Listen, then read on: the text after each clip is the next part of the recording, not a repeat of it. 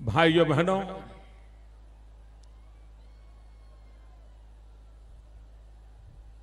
आज भी कुछ इलाकों में मतदान जारी है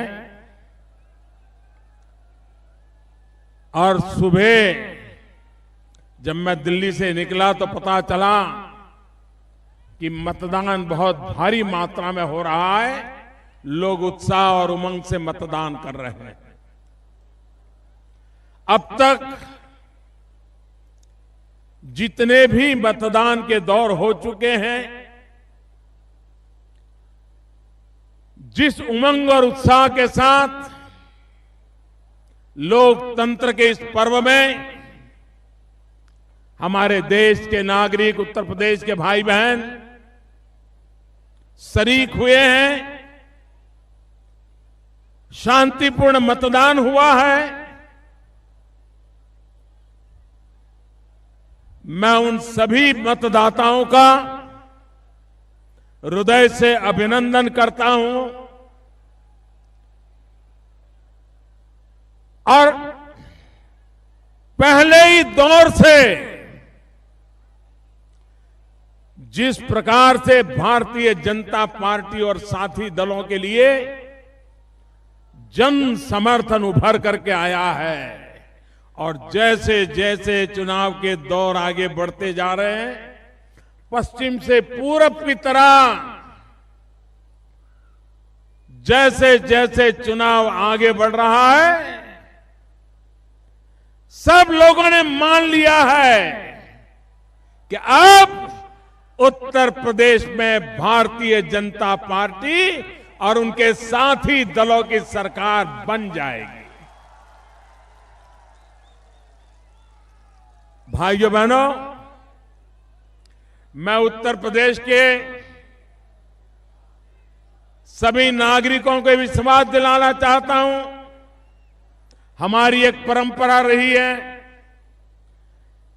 जब संसद में भारतीय जनता पार्टी को पूर्ण बहुमत मिल गया तो कुछ लोगों ने हवा चलाई थी, अब तो मोदी को पूर्ण बहुमत मिल गया है, अकेला सरकार बना सकता है, साथी दलों की कोई जरूरत नहीं है।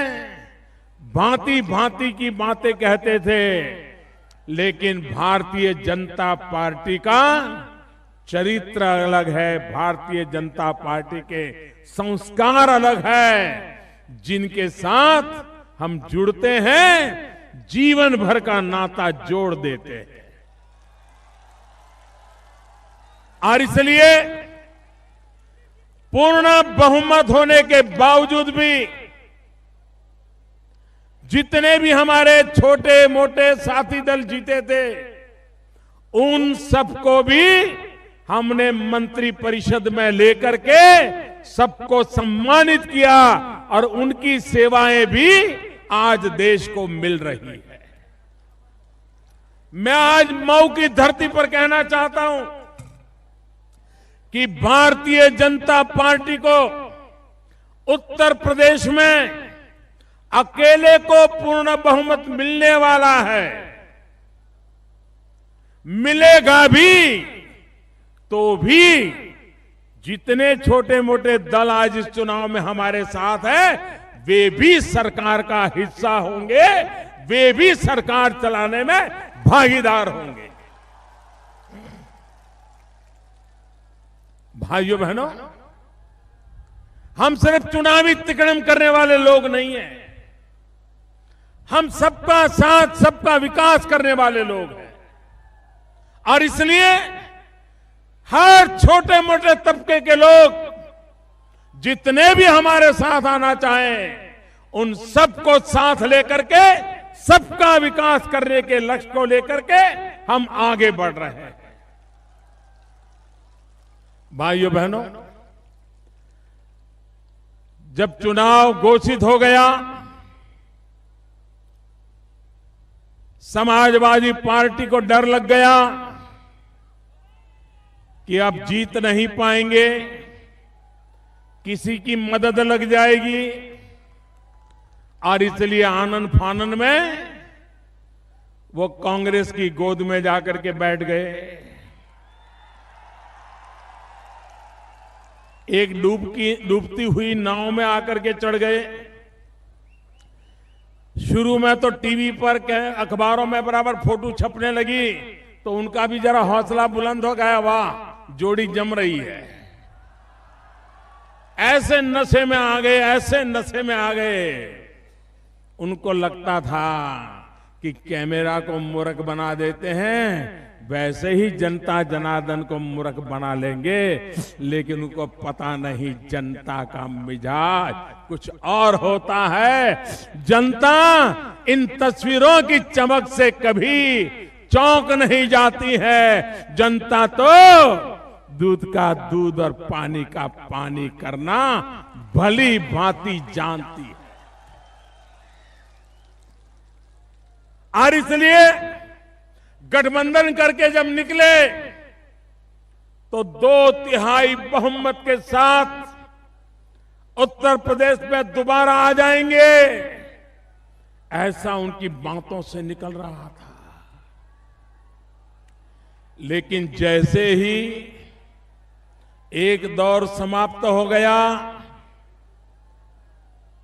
और अफवाहें चल रही थी फलाने प्रचार में आने वाले हैं, ढिकने प्रचार में आने वाले हैं, फलानी 2 जोड़ियां निकलने वाली है, ये काफी बातें हुई। लेकिन जैसे ही पहले दौर का मतदान की खबर आ गई तो कुछ लोगों ने प्रचार में आने से ही अपने आप को बाहर कर दिया। जो 2/3 बहुमत की बातें करते थे, दोबारा जीत के आएंगे उसकी बातें करते थे, वो हाथ जोड़ करके कहने लगे कि एक बार फिर से हमें अवसर दीजिए, हम हमारी गलतियां ठीक कर देंगे। दूसरा दौर आते आते तो उनको पता चल गया कि अब मामला जमने वाला नहीं है। फिर अपने इलाके में आए, वहां उनको लग रहा था ये तो परंपरागत हमारा इलाका है, परिवार के सारे लोग यहां डटे हुए हैं। लेकिन जब वहीं पर पिटाई हो गई, खुलेआम लोगों ने उनके खिलाफ मतदान किया, तो उनको लगा अब जीतने की संभावना नहीं है। भाइयों बहनों, समाजवादी पार्टी, कांग्रेस पार्टी इस चुनाव में जीतने के लिए प्रयास करे, लोकतंत्र में उनका हक है। बहुजन समाज पार्टी इस चुनाव जीतने के लिए जी जान से मेहनत करे, ये उनका हक है। भारतीय जनता पार्टी को पराजित करने के लिए भांति भांति की कोशिश करे, लोकतंत्र में वाजिब है। लेकिन भाइयों बहनों, सपा और बसपा दोनों को तीसरे दौर के बाद जब ये पक्का हो गया, अब उनके जीतने की संभावना नहीं है। तो पिछले कुछ दिनों से इन्होंने एक नया खेल चालू किया है, एक नई तरकीब चालू की है। और उन्होंने चालू क्या किया है? हम हारे तो भले हारे, हमारी सीटें कम हो जाए तो हो जाए, लेकिन किसी को बहुमत नहीं मिलना चाहिए। मैं समाजवादी और बसपा के नेताओं से कहना चाहता हूं, आप भारतीय जनता पार्टी को पराजित करने के लिए जितना करना है करिए, कोई प्रॉब्लम नहीं मुझे। लेकिन उत्तर प्रदेश के भविष्य के साथ खिलवाड़ मत कीजिए। उत्तर प्रदेश पहले भी बहुत कुछ भुगत चुका है, अब ज्यादा उसे परेशानियों में मत डालिए। आप सोचते होंगे कि त्रिशंकु असेंबली बनेगी, किसी को बहुमत नहीं मिलेगा, तो आप लोगों को सौदाबाजी करने का मौका मिलेगा। ये उत्तर प्रदेश की जनता ने लोकसभा में बता दिया है। पूरे हिंदुस्तान को उन्होंने ऐसी ताकत दी थी कि पूर्ण बहुमत की दिल्ली को सरकार चाहिए, उन्होंने दिया था। यही उत्तर प्रदेश इस चुनाव में भी भारी बहुमत से भारतीय जनता पार्टी को विजयी बनाएगी।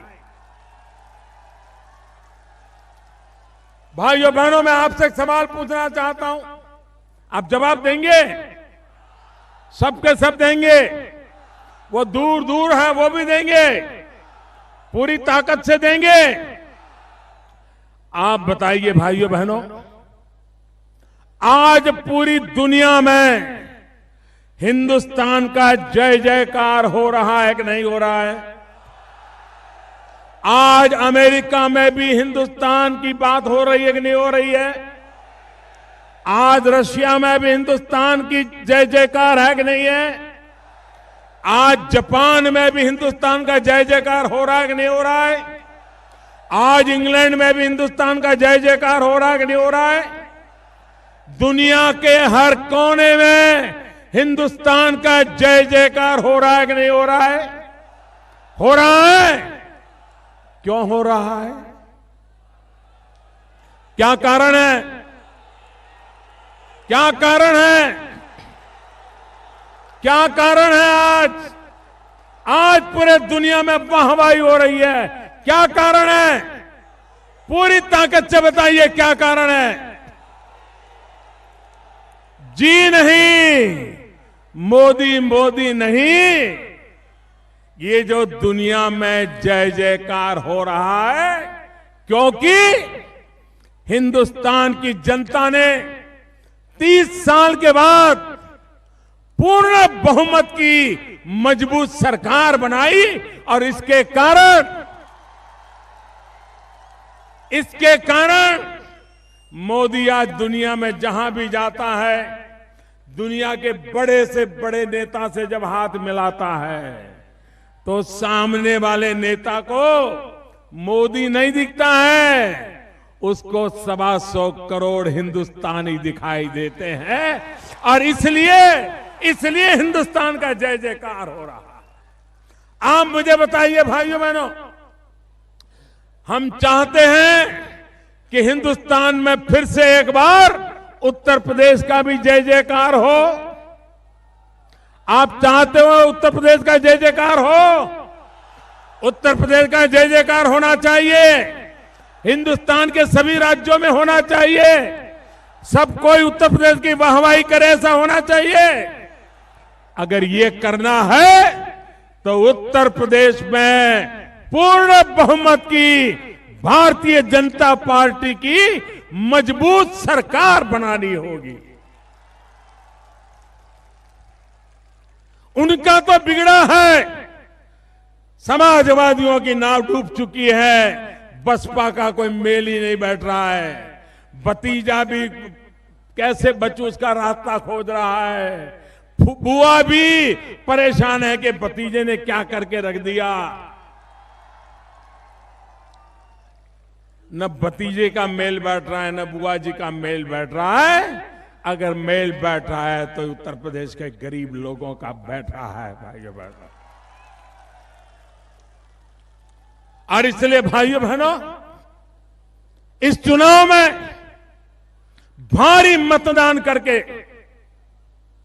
भारतीय जनता पार्टी को विजयी बनाना है। जब मैं लोकसभा का चुनाव भी नहीं लड़ा था तब मेरा भाषण है, कोई जाकर के देख सकता है, आज भी YouTube पर वो भाषण मिल जाएगा। और मैंने उस समय कहा हुआ है, तब तो मैं प्रधानमंत्री बनूंगा मुझे मालूम तक नहीं था। मैं गुजरात का एक मुख्यमंत्री था और गुजरात विकास की दृष्टि से उसका अपना एक नाम बना हुआ था। लेकिन तब भी मैं कहता था, अगर भारत को गरीबी से मुक्त करना है, भारत को पिछड़ेपन से मुक्त करना है, भारत को विकास की नई ऊंचाइयों पर अगर ले जाना है तो हमारा हिंदुस्तान का सर्वांगीण विकास होना चाहिए, सब दूर विकास होना चाहिए। अगर हम स्वस्थ शरीर की कल्पना करें कि कोई शरीर हो, वजन ठीक हो, ऊंचाई ठीक हो, ब्लड प्रेशर बराबर हो, हृदय दाब बराबर चलता हो, ऊंचाई बराबर हो, लेकिन अगर उसका एक हाथ लकवा मार गया हो, एक पैर लकवा मार गया हो, एक शरीर का हिस्सा दुर्बल हो, तो उस शरीर को कोई स्वस्थ मानेगा क्या? मानेगा क्या? स्वस्थ शरीर का मतलब शरीर, सभी अंग स्वस्थ होने चाहिए ना, सभी अंग मजबूत होने चाहिए ना, सभी ताकतवर होने चाहिए, नहीं होने चाहिए? भाइयों बहनों, ये हमारी भारत माता, ये स्वस्थ होनी चाहिए, नहीं होनी चाहिए? भारत माता मजबूत होनी चाहिए, नहीं होनी चाहिए? लेकिन अगर भारत मां हमारी देखे, जरा नक्शा याद करें, अगर पश्चिम में हरियाणा मजबूत हो, दिल्ली मजबूत हो, राजस्थान मजबूत हो, गुजरात मजबूत हो, महाराष्ट्र मजबूत हो, गोवा मजबूत हो, कर्नाटक मजबूत हो, और हमारा पूर्वी हिंदुस्तान, पूर्वी उत्तर प्रदेश, बंगाल, आसाम, उड़ीसा, ये अगर दुर्बल होंगे तो भारत माता मजबूत बनेगी क्या? बनेगी क्या? भाइयों बहनों, जैसा हिंदुस्तान के पश्चिम भाग का विकास हुआ है, वैसा ही हिंदुस्तान के पूर्वी इलाके का भी विकास वैसा ही होना चाहिए। दोनों बराबर आने चाहिए, तब जाकर के हमारी भारत माता मजबूत होगी। और इसलिए भाइयों बहनों, मैं पहले दिन से इस बात को लेकर के चला हूं कि हमारा पूर्वी उत्तर प्रदेश, इसका विकास और राज्यों की बराबरी में आ जाना चाहिए, तभी जाकर के उत्तर प्रदेश का भी विकास होगा, तभी जाकर के हिंदुस्तान का भी विकास होगा। भाइयों बहनों, पूर्वी उत्तर प्रदेश के पास क्या नहीं है? उत्तम जमीन है, भरपूर पानी है, मेहनतकश लोग हैं, नौजवानों के सपने हैं। अगर उनको अवसर दिया जाए तो ये पूर्वी उत्तर प्रदेश को भी हिंदुस्तान की आन बान शान बना करके रख सकते हैं। भाइयों बहनों, ऐसा नहीं है कि दिल्ली में बैठे हुए नेताओं को ये पूर्वी उत्तर प्रदेश के हालत का पता नहीं है। पता है, पर परवाह नहीं है। पता होते हुए भी परवाह नहीं होना, इससे बड़ा कोई गुनाह नहीं हो सकता है। हिंदुस्तान की भूतकाल के कांग्रेस के शासकों ने गुनाहित उत्तर प्रदेश को पिछड़ा रख करके गुनाहित कृत्य किया है। इस कांग्रेस को भारी सजा देने की जरूरत है। वही काम समाजवादियों ने किया है, उनको भारी सजा करने की आवश्यकता है। यही काम बहुजन समाज पार्टी ने किया है, उनको भी वैसी ही सजा देना आवश्यक है। भाइयों बहनों, जब पंडित नेहरू जिंदा थे, पार्लियामेंट के अंदर गाजीपुर के पूर्व सांसद श्रीमान विश्वनाथ जी गहमरी जी 11 जून 1962, 50 साल से भी ज्यादा समय हो गया, 11 जून 1962 विश्वनाथ सिंह ने संसद के अंदर भाषण किया था। अपनी भली बोली भाषा में बोले थे। पूर्वी उत्तर प्रदेश के गांव के लोग बोलते हैं, ऐसी भाषा में बोले थे। लेकिन जब उन्होंने भाषण किया तो पूरी पार्लियामेंट, सारी संसद, उसके आंख में आंसू थे।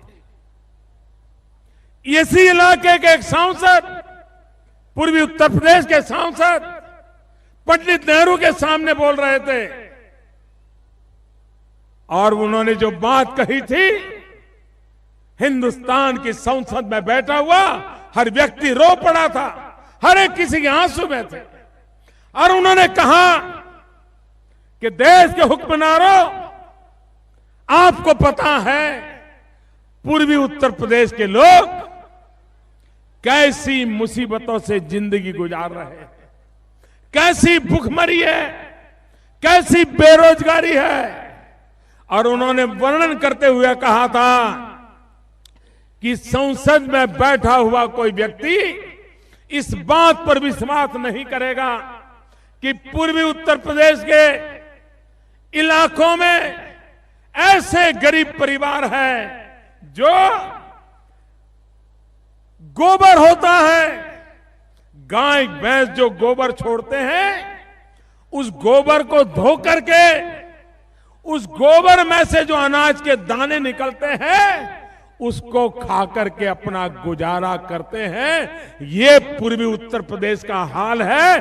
ये 10 जून महीने में गाजीपुर के सांसद श्रीमान विश्वनाथ जी ने पंडित नेहरू के सामने संसद में बोला था और हर किसी की आंख में आंसू थे। सारी पार्लियामेंट चिंतित हो गई और पंडित नेहरू जी ने एक पटेल कमेटी बिठाई। गुजरात के ही श्रीमान एच.एम. पटेल थे, उनकी अध्यक्षता में एक समिति बनाई गई। पूर्वी उत्तर प्रदेश के विकास के लिए क्या करना चाहिए, उस पटेल समिति ने अपना रिपोर्ट दिया। पंडित नेहरू के जीते जी दिया था। भाइयों बहनों, 50 साल हो गए। यह आपका भला करने वाले लोग, ये गुनाहित मानसिकता देखिए। वो रिपोर्ट वैसे का वैसा डिब्बे में बंद पड़ा था। भाई, आप कल्पना कर सकते हैं, मेरे देश के वासी गरीब गोबर को धो करके उसमें से दाने खोज खोज करके पेट भरते हो,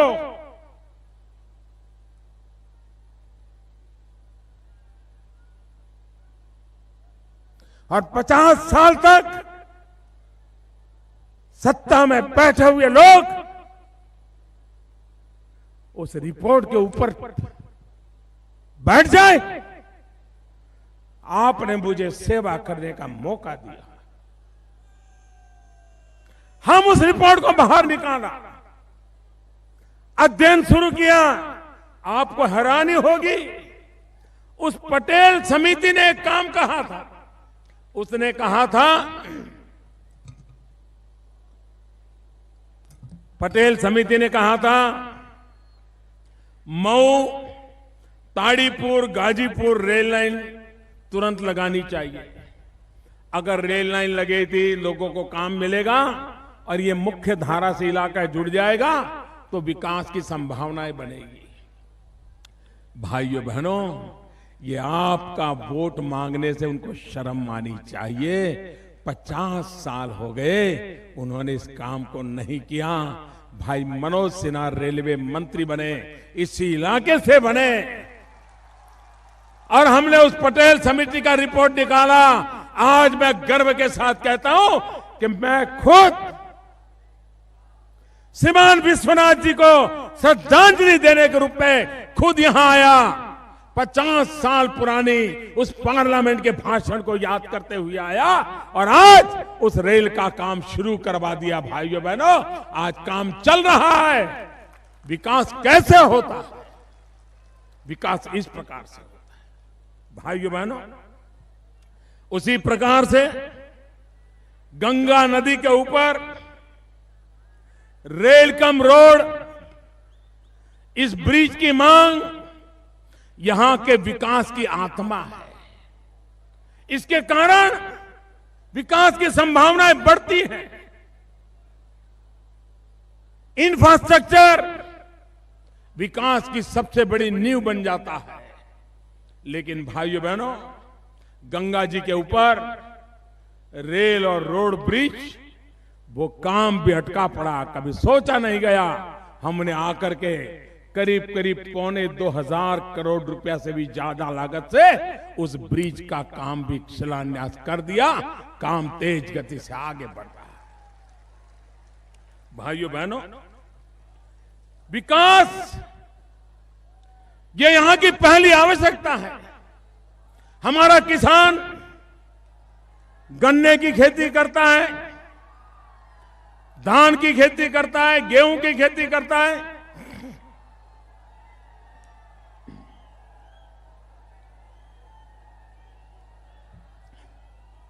भाई, आप उस तरफ कैमरा मत ले जाइए। वो बिना कारण कैमरा आते ही एकदम हो हल्ला करते हैं। किसी और इलाके में रखिए अपना कैमरा।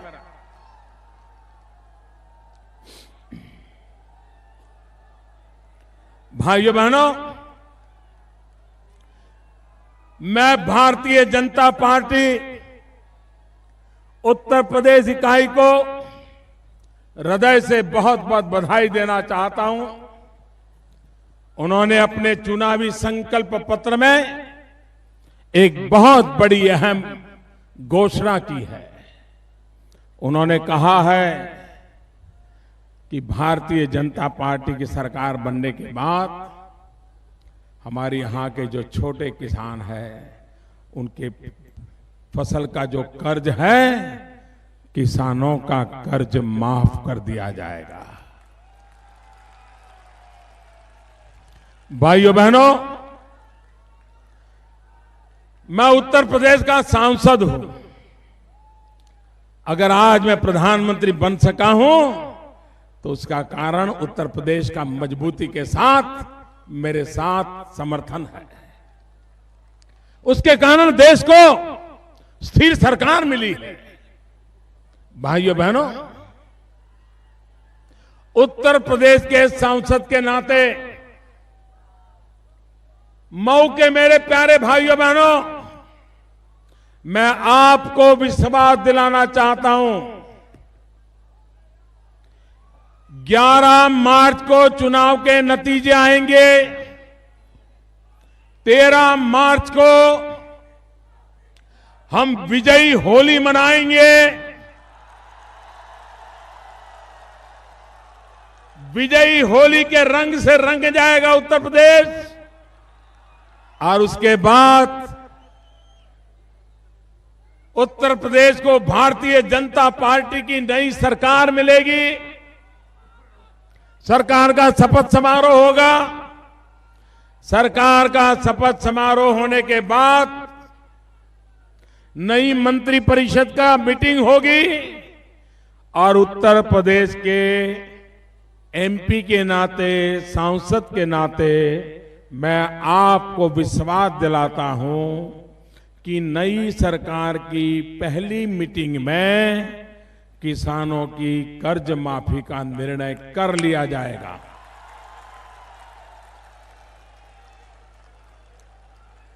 चौदह दिन में गन्ना किसानों का बकाया भुगतान पूरा कर दिया जाएगा। आगे से नियम बनाया जाएगा कि गन्ना किसानों को 14 दिन से ज्यादा बकाया बाकी नहीं रहना चाहिए। इसकी व्यवस्था कर दी जाएगी। भाइयों, सरकार ऐसे चलती है। भाइयों बहनों, हमारा सपना है 2022 में 2022 जब भारत की आजादी के 75 साल होंगे, 2022 तक हम हमारे किसान की जो आमदनी है, उसकी जो कमाई है, वो डबल करना चाहते हैं, दोगुनी करना चाहते हैं। आज अगर वो 50,000 रुपया कमाता है तो 2022 आते आते वो लाख रुपया कमाएं। आज अगर वो 10,000 कमाता है तो 20,000 कमाएं। दोगुनी करना है भाइयों। और उसके लिए हमने बड़ा अभियान छेड़ा हुआ है। ये हमारी भारत मां, जिस पर हम खेती कर करके पेट भरते हैं, लेकिन कभी हमने सोचा नहीं कि हमारी धरती माता की तबीयत कैसी है। अरे जैसे हम बीमार हो जाते हैं ना, वैसे धरती मां भी बीमार होती है। कभी उसका भी तो ख्याल करना चाहिए। पहली बार एक ऐसी सरकार दिल्ली में आपने बिठाई है। हमने निर्णय किया कि हम सॉइल हेल्थ कार्ड निकालेंगे, धरती की तबीयत का परीक्षण करेंगे। जैसे डॉक्टर लोग खून का परीक्षण कहते हैं, पेशाब का परीक्षण करवाते हैं, वैसे ही ये धरती माता की तबीयत का भी वैज्ञानिक तरीके से परीक्षण हो सकता है। और इसलिए हमने धरती माता का परीक्षण, हर खेत का परीक्षण, और फिर वो धरती कैसी है, क्या बीमारी है, कौन सी खाद डालनी चाहिए, कौन सी दवाई डालनी चाहिए, ये धरती किस फसल के लिए ठीक है, गेहूं के लिए अच्छी है कि चावल के लिए अच्छी है, कि गन्ने के लिए अच्छी है, कि चने के लिए अच्छी है, इसका निर्णय वैज्ञानिक तरीके से होकर के किसान को समझाया जाएगा कि भाई तुम ये फसल लेते हो, उससे तुम्हारा ज्यादा फायदा नहीं होगा, तुम जरा फसल बदल दो, ये तुम्हारी मिट्टी तुम्हारा काम कर देगी, किसान का भला हो जाएगा। आज हमारा बेचारा किसान कैसे खेती करता है? अगर पड़ोस वाले किसान ने लाल डिब्बे वाली दवाई डाल दी तो उसको भी लगता है मैं भी लाल डिब्बे वाली दवाई डाल दूं। उसने अगर पीले डिब्बे वाली डाल दी दवाई तो उसको लगता है मैं भी पीले डिब्बे वाली डाल दूं। लेकिन उसकी जमीन का एक स्वभाव है, तुम्हारी जमीन का दूसरा स्वभाव है। तुम्हारे पैसे भी जाते हैं, जमीन भी बर्बाद होती है, फसल भी बर्बाद होती है। भाइयों बहनों, हम हर किसान का, उसकी धरती कैसी है, जमीन खेत की तबीयत कैसी है, उसका कार्ड निकाल करके किसान को सरकार की तरफ से दे रहे हैं, ताकि किसान उसके आधार पर अपनी फसल बो सके। भाइयों बहनों, हमने प्रधानमंत्री फसल बीमा योजना लाए हैं। ये प्रधानमंत्री फसल बीमा योजना, ये ऐसी प्रधानमंत्री फसल बीमा योजना है, आजादी के बाद कभी हिंदुस्तान के किसान को ऐसी सुरक्षा की गारंटी कोई फसल बीमा योजना में नहीं थी। आपको भी खुशी होगी, जो भी मेरे किसान भाई बहन बैठे हैं यहां, उनको बराबर समझ आएगा। कभी कभी बारिश की सीजन के पहले कितनी ही भयंकर गर्मी हो, हम दिन रात खेत में काम करके खेत को जोतते हैं, भयंकर गर्मी में जोतते हैं, कर्ज करके ट्रैक्टर किसी का मंगवा करके जुतवाते थे, फसल के लिए बीज ला करके रख देते हैं, सब कुछ कर देते हैं और सोचते बस अब बारिश आएगी बुआई कर देंगे। जून महीना हुआ, बारिश नहीं आई। जुलाई महीना हुआ, बारिश नहीं आई। अगस्त महीना हुआ, बारिश नहीं आई। अब बेचारा किसान बुआई कैसे करेगा? और खर्चा तो कर दिया, जोतने का खर्चा कर दिया, बीज खरीदने का खर्चा कर दिया, मजदूर लाने का खर्चा कर दिया, लेकिन बुआई नहीं हो पाई। तो किसान बेचारा भूखा मरेगा कि नहीं मरेगा? किसान को कुछ 1 रुपए की भी कमाई होगी क्या? हम ऐसी फसल बीमा योजना लाए हैं कि अगर आप बुआई नहीं कर पाए प्राकृतिक कारणों से, तो भी आपको बीमा मिलेगा और आपका साल भर का जो खर्चा है उस बीमे के पैसों से निकल जाएगा भाई। इससे बड़ी किसान की सुरक्षा कोई दे सकता है? इतना ही नहीं, हमने इससे भी आगे सोचा।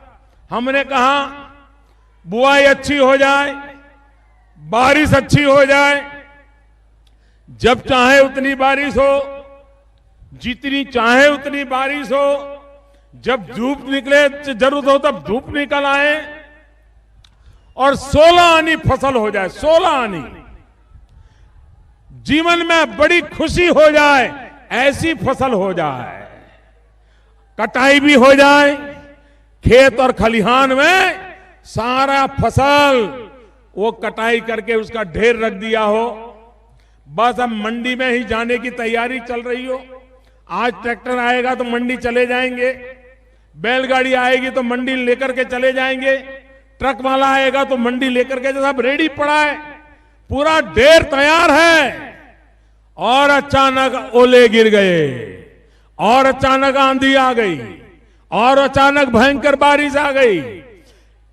पकी पकाई फसल प्राकृतिक कारणों से बर्बाद हो गई। मंडी जाना ही था, उसके पहले ही सब नष्ट हो गया। भाइयों बहनों, हमने ऐसा बीमा दिया है, ऐसा बीमा दिया है कि कटाई के बाद खलिहान में चीजें रखी पड़ी है और अगर प्राकृतिक आपदा आ गई तो 15 दिन के भीतर भीतर अगर आपदा आएगी तो भी आपको बीमा मिलेगा और किसान को बचा लिया जाएगा। यह काम हमने किया है।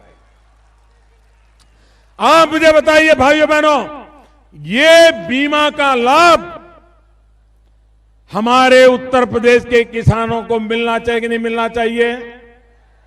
पूरी ताकत से बताइए, मिलना चाहिए कि नहीं मिलना चाहिए? किसानों की सुरक्षा होनी चाहिए कि नहीं होनी चाहिए? और किसान को ज्यादा पैसा भी नहीं देना है। अगर 100 रुपया बीमे का खर्चा है, किसान को सिर्फ 2 रुपया देना है, बाकी भारत सरकार देने वाली है।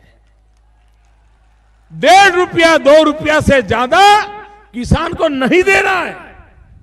उसके बावजूद भी ये काम बोलता है, कह रहे हैं ना, ये उनके कारनामे बोल रहे हैं। कारनामे देखो, उन्होंने जहां भाजपा की सरकारें हैं, भाजपा की सरकारें हैं, वहां 50-60% किसानों का फसल बीमा हो गया। ये उत्तर प्रदेश 14% से ज्यादा किसानों का फसल बीमा नहीं लिया गया। भाइयों बहनों, ये किसानों के साथ अन्याय है कि नहीं? ये किसानों का गुनाह है कि नहीं है? और भाइयों बहनों, ये गुनाह करने वाली अखिलेश सरकार को सजा मिलनी चाहिए कि नहीं मिलनी चाहिए? भाइयों बहनों, भारत सरकार पैसे देती है। समर्थन मूल्य से आपका धान खरीदना, गेहूं खरीदना, दाल खरीदना, सरकार, भारत सरकार पैसा देती है। लेकिन अखिलेश सरकार ने समर्थन मूल्य से किसानों से नहीं खरीदा। क्या गुनाह है किसानों का? क्यों गुस्सा है आपको किसानों के प्रति इतना? क्यों किसानों को मार रहे हो? जहां भाजपा की सरकार है, 50-60% समर्थन मूल्य से सरकार खरीदती है, और ये उत्तर प्रदेश है, ये सरकार, सोई पड़ी सरकार, किसान विरोधी सरकार 3% से ज्यादा नहीं खरीदती है। भाइयों, इससे बड़ा किसानों से अन्याय क्या हो सकता है? और इसलिए भाइयों बहनों, जो किसानों के विरुद्ध हो, जो विकास के विरुद्ध में हो, सो सिर्फ जातिवाद का जहर फैला करके अपने राजनीतिक उल्लू सीधे करने में लगे हो, ऐसे लोगों को उत्तर प्रदेश का नौजवान कभी माफ नहीं करेगा। मेरे नौजवान भाइयों बहनों, ये चुनाव, मेरे नौजवान भाइयों बहनों, ये चुनाव आपका भविष्य कैसा हो उसके लिए निर्णय करने के लिए। क्या आपके 15 साल बर्बाद हुए? क्या और 5 साल बर्बाद होने हैं? 15 साल सपा बसपा की सरकारों ने आपको तबाह करके रखा है। क्या फिर से उसी चक्कर में जाना है? क्या बेरोजगारी चाहिए? भाइयों बहनों, न हमें बेरोजगारी चाहिए, न हमें पलायन चाहिए। क्या कारण है कि पूर्वी उत्तर प्रदेश, मैं तो गुजरात में से आया हूं, गुजरात का कोई शहर ऐसा नहीं होगा जहां पूर्व उत्तर प्रदेश के मेरे भाई बहन वहां रहते ना हो। मैं कभी उनको पूछता हूं, बोले साहब क्या करें, बूढ़े मां बाप छोड़ने के लिए, पेट भरने के लिए आना पड़ा, रोजी रोटी कमाने आना पड़ा, गांव खेत खलिहान भाई बहन मित्र सब कुछ छोड़ करके जाना किसको पसंद है? क्या जनपद में ही मेरे नौजवान को रोजगार मिलना चाहिए कि नहीं मिलना चाहिए? और इसलिए भाइयों बहनों, पूर्वी उत्तर प्रदेश का विकास करना है, औद्योगिक विकास करना पड़ेगा, उद्योग लगाने पड़ेंगे, कारखाने लगाने पड़ेंगे। और कारखाने लगाने के लिए एक सबसे बड़ा महत्वपूर्ण काम होता है ऊर्जा का। बिजली मिलती है क्या? बिजली मिलती है क्या? पक्का नहीं मिलती है ना? आपके मुख्यमंत्री तो हिम्मत से कह रहे हैं बिजली मिलती है। आप लोग नसीबदार हैं, नसीबदार हैं। मैं बताऊं कैसे?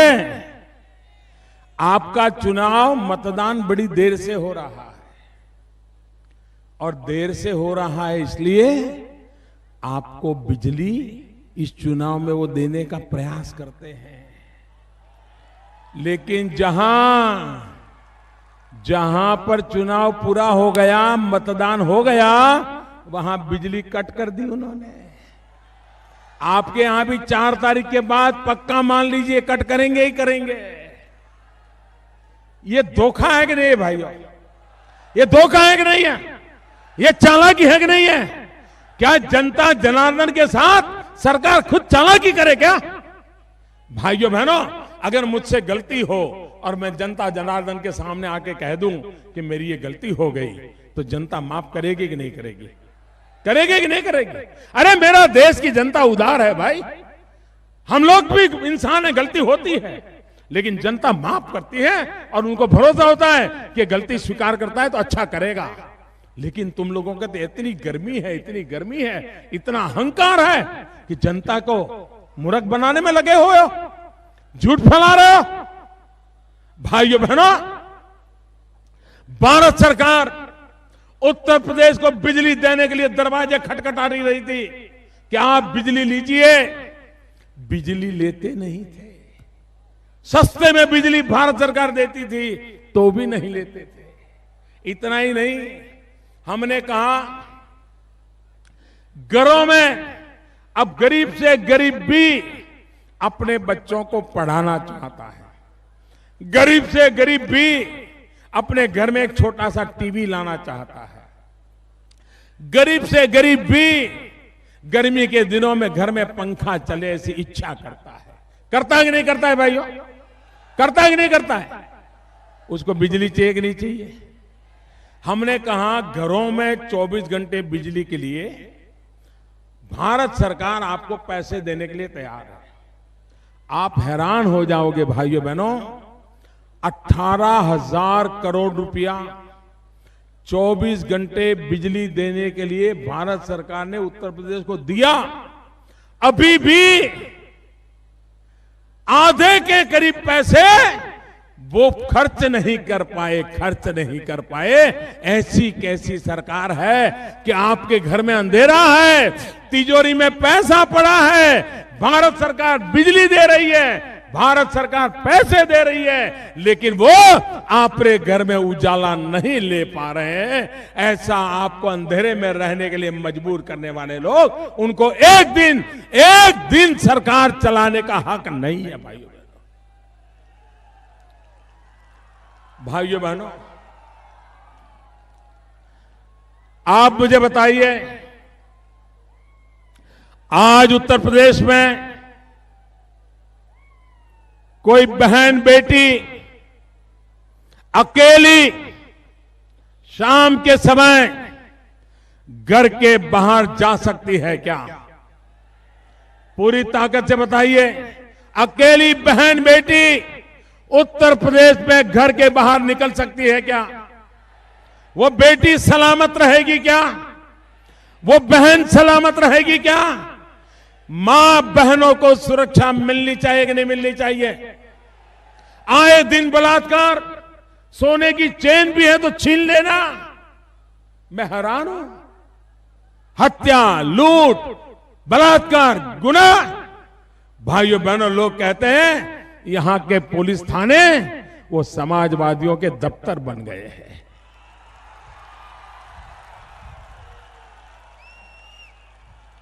ये पुलिस वाले भी घुटन महसूस करते हैं। आप जितने खुश होते हैं ना, ये पुलिस वाले भी खुश होते हैं कि भाजपा की सरकार आ जाए तो पुलिस थाना बन जाए।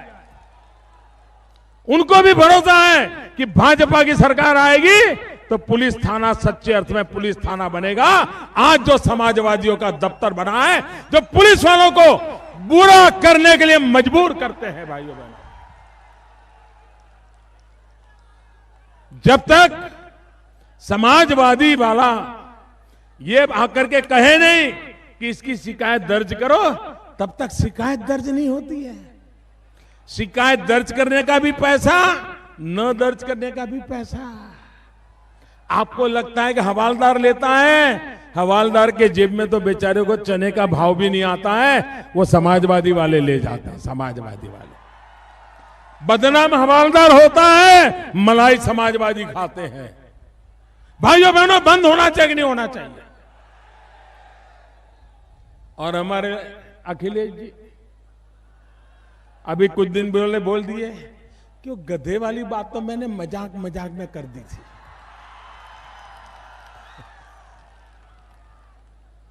जब शीला दीक्षित जी ने कहा उनके नेता के लिए, तो उनका भी ये बयान सुनकर मुझे भी लगा शायद यहां भी ऐसा ही है।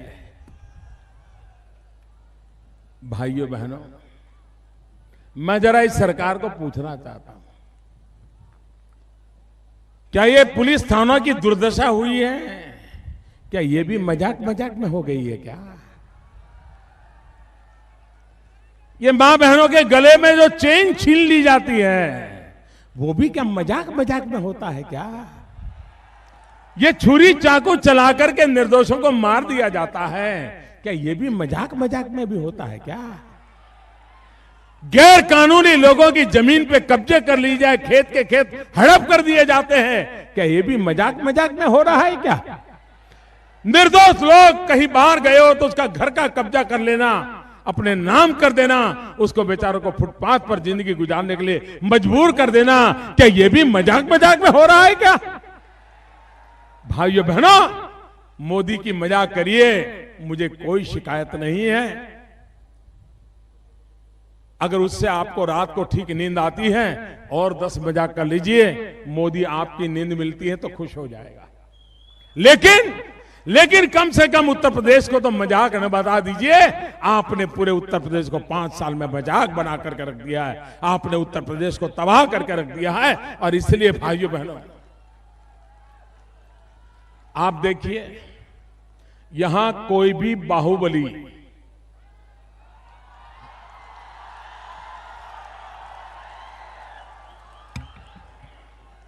भाइयों बहनों, यहां कोई भी बाहुबली जेल जाता है तो मुस्कुराता हुआ जाता है। ऐसा क्यों भाई? ये जरा हमें समझाइए भाई। कोई जेल जाता है तो मुस्कुराता हुआ, कैमरा के सामने फोटो निकालता हुआ जाता है, क्या कारण है? ये इसलिए है कि यहां जेल गुनाहित कामों करने के लिए, गैर कानूनी गतिविधि करने के लिए, अंदर बैठकर के बाहर अपनी गैंग से भयंकर कांड कराने के लिए जेल उनके लिए महल होता है। सारा सुख वैभव उनको जेल में उपलब्ध होता है। ऊपर से कानूनी सुरक्षा मिल जाती है कि बाहर कोई भी गंभीर से गंभीर हत्या हो जाए, कांड हो जाए, वो तो कोर्ट को कह देता है मैं तो जेल में था। ये बड़ी परफेक्ट व्यवस्था है। भाइयों बहनों, जो लोग अभी जेल जाने से बाहर है वो, और जो जेल में खाना वाना पहुंचाते होंगे वो, जरा यहां से मेरा मैसेज पहुंचा देना, मेरा संदेश पहुंचा देना। जमाना बदल चुका है, वक्त बदल चुका है। 11 मार्च को चुनाव नतीजे आने के बाद हम सच्चे अर्थ में जेल को जेल बना करके रखेंगे, फिर हम देखते हैं कैसे गुजारा करते हो, फिर कैसे मौज मस्ती करते हो, कैसे जेल से बाहर अपने खेल खेलते हो। 11 मार्च के बाद ये आपके सारे खेल खत्म हो जाएंगे। भाइयों बहनों, कानून व्यवस्था की बातें करने के लिए चुनाव में बातें करना और ऐसे बाहुबलियों को टिकट देना, क्या लोकतंत्र का मजाक नहीं है तो क्या है? भाइयों बहनों, एक चलचित्र आया था बाहुबली। अब बाहुबली जरा सिनेमा में तो अच्छे लगते हैं, जरा थोड़े समय जरा दम भी दिखता है उनका, लेकिन कहते हैं कि बाहुबली फिल्म में एक कट्टप करके पात्र था, कट्टप। वो बाहुबली का सब कुछ उसने तबाह कर दिया था। ये छड़ी वाले में वो दम है जी, ये छड़ी वाले में वो दम है। ये छड़ी काफी है, ये छड़ी जो है ना, ये कानून का डंडा है, कानून का डंडा है। 11 मार्च को उसकी ताकत दिखाई देगी भाई, 11 मार्च को उसकी ताकत दिखाएगी। और मैं मऊवासियों को कहता हूं, मैं आपके साथ खड़ा रहूंगा।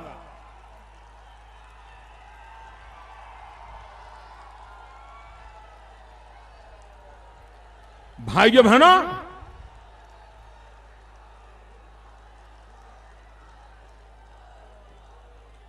लोकतंत्र को गुंडागिर्दी के द्वारा दबोच नहीं दिया जाएगा। लोकतंत्र की रक्षा होगी और उत्तर प्रदेश में भारतीय जनता पार्टी ऐसी सरकार देगी जो सामान्य मानवी को सुरक्षा की गारंटी देगी। भाई बहनों, मैं आज आपके बीच अनुरोध करने आया हूं कि हमें पूरे पूर्वांचल का विकास करना है, और विकास ऐसा करना है कि हिंदुस्तान का पश्चिमी छोर आज जहां पहुंचा है, मुझे उत्तर प्रदेश के पूर्वांचल के इलाकों को वहां लाकर के खड़ा कर देना है भाई।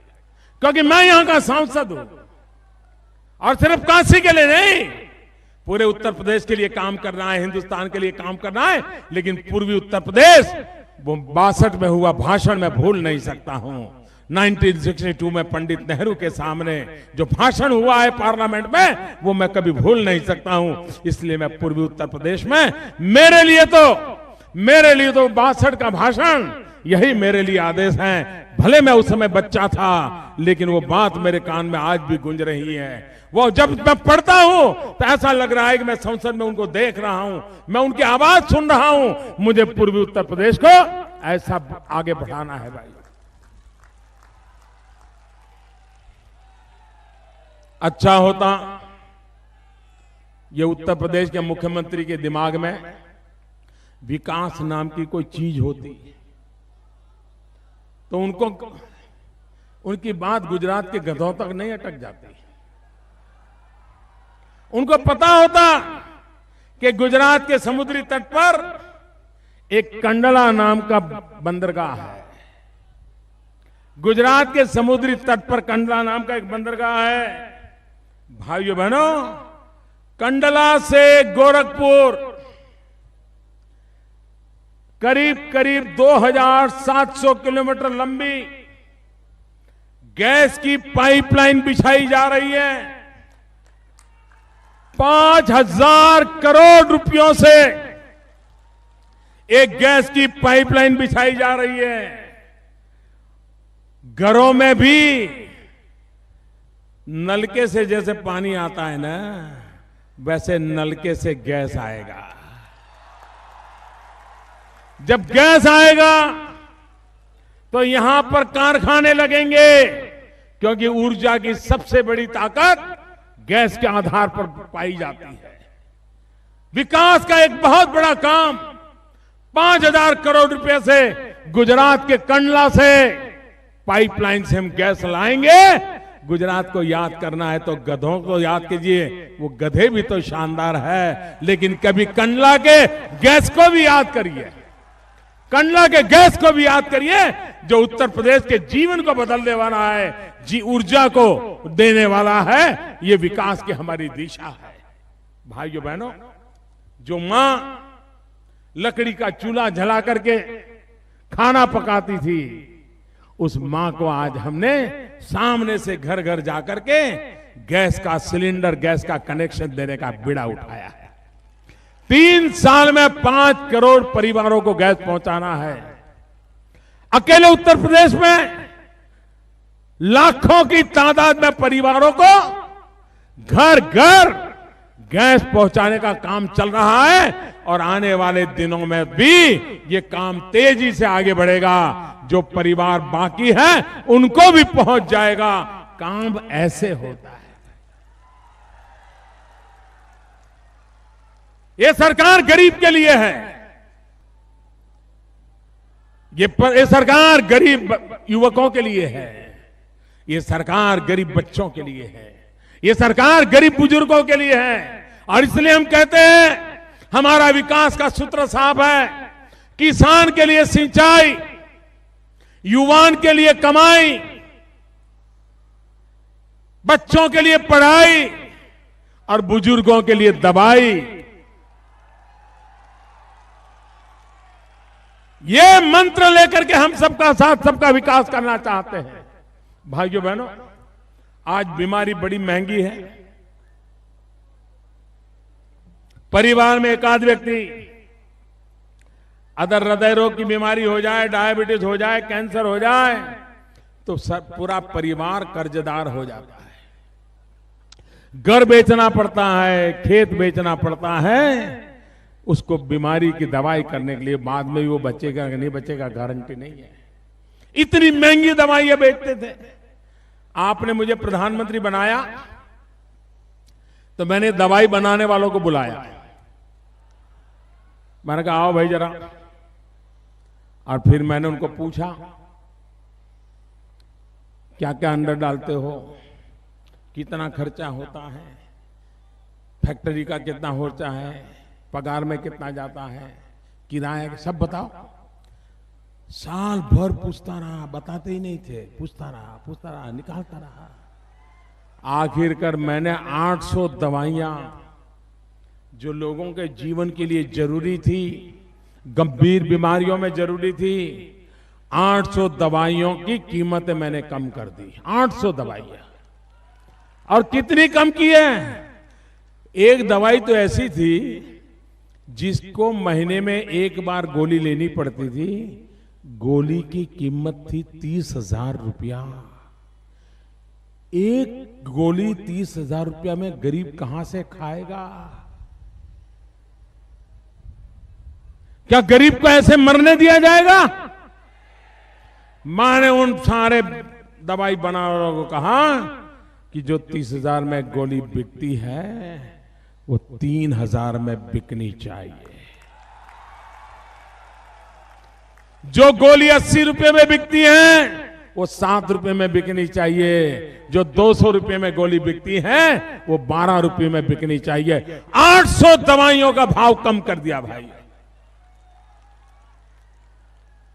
बाद में आपने देखा होगा हार्ट अटैक आता है, लोगों को हृदय रोग की बीमारी होती है, दिल का दौरा पड़ जाता है, तुरंत लोग दौड़ते हैं डॉक्टर के पास। बड़ा जबरदस्त पेन होता है। अब डॉक्टर कहता है कि भाई आपका जो नली है ना, उसमें खून का जाने का रास्ता बंद हो गया है, खोलना पड़ेगा। हृदय के अंदर स्टेंट लगाना पड़ेगा। यहां पूर्वी उत्तर प्रदेश में कहते हैं छल्ला लगाना पड़ेगा। हृदय की नली में छल्ला लगाना पड़ेगा।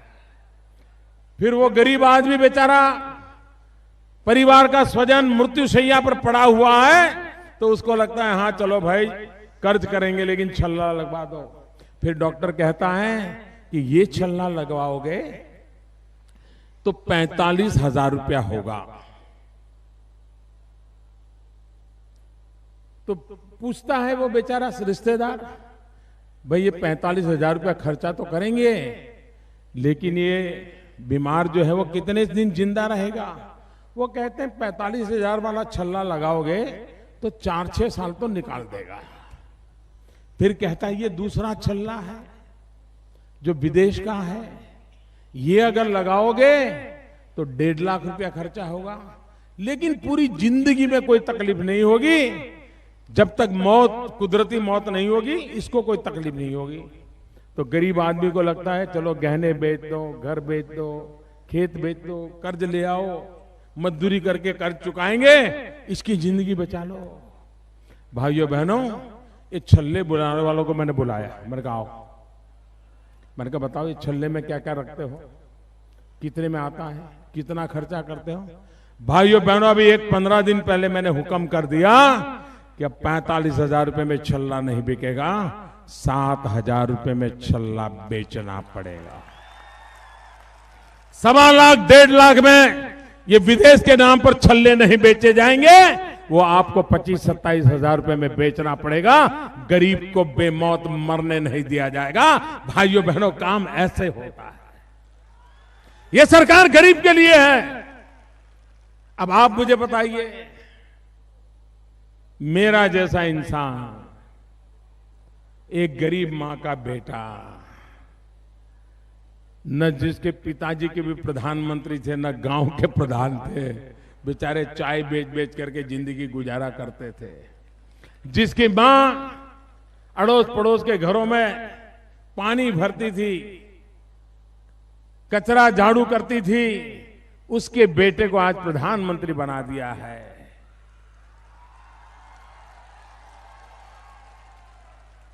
मैंने गरीबी देखी,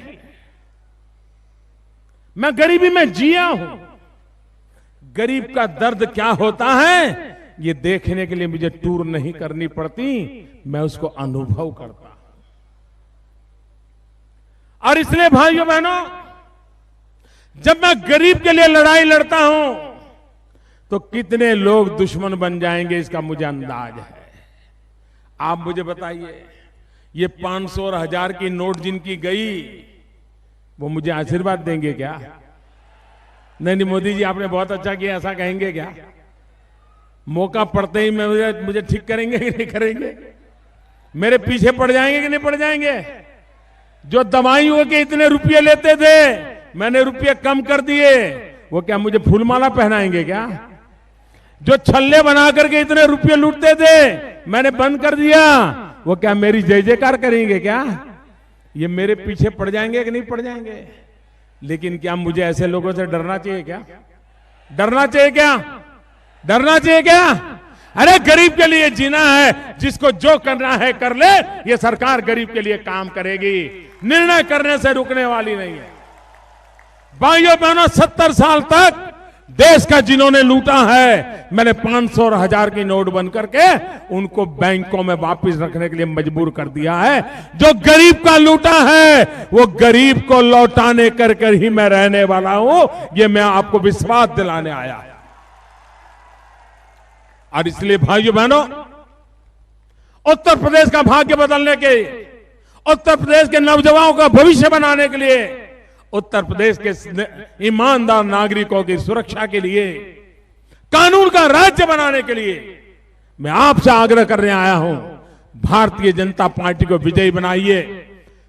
4 तारीख को भारी मतदान कीजिए, नया इतिहास बना दीजिए और जेल वालों को बता दीजिए अब जेल जेल बन के रहेगी, बाहुबलियों का कारोबार नहीं चलेगा। इस विश्वास के साथ मेरे साथ दोनों मुट्ठी बंद करके पूरी ताकत से बोलिए, भारत माता की, भारत माता की, भारत माता की। बहुत बहुत धन्यवाद। जिलाध्यक्ष सुनील गुप्ता जी से अनुरोध करूंगा, माननीय प्रधानमंत्री जी सहित जनता जनार्दन के प्रति आभार प्रकट करें।